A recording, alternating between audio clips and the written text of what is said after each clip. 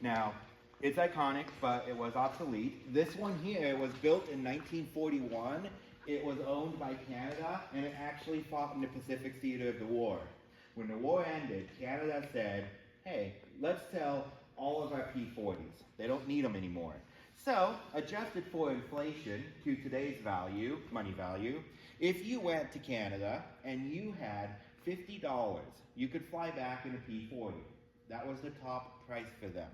People bought them because it came with 200 gallons of fuel. So 200 gallons of fuel for $50, we'd all take that deal. You just got to take a plane with you when you're done. This one was bought by a farmer in Lethbridge, Alberta. He paid $48 for it, flew it down to his farm, took the fuel out of it for the tractor he had, and then he got tired of people asking, why do you got a P-40? So he dug a hole and he buried this airplane. 23 years later, a guy in Texas heard rumors about it, went up there and asked if it was true. And the farmer said, oh yeah, I buried it out back. If you want it, go dig it up. Just fill the hole in when you're done. So they did. And when they pulled this plane out of the ground, it was still 80% flight ready after 23 years.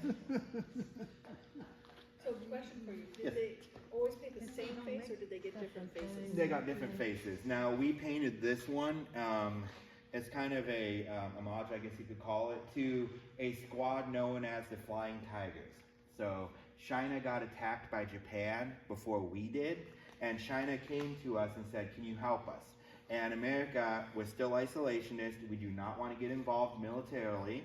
So we said, any U.S. pilot that wants to volunteer to go to China and help, you can do it, but we will not save you if you get in trouble. We're not going to bail you out.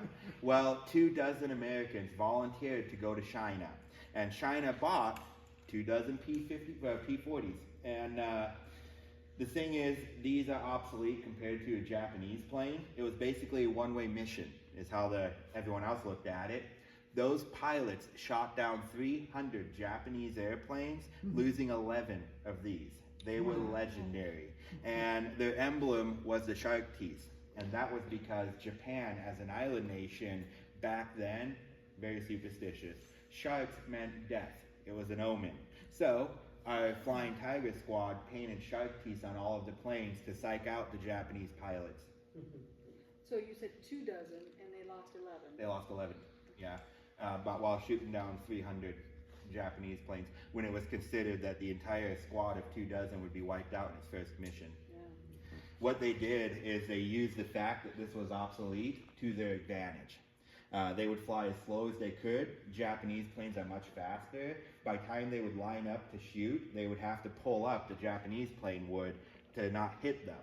And as they did that, the American would tip the plane up and just pull the trigger and shoot it down as it went over them.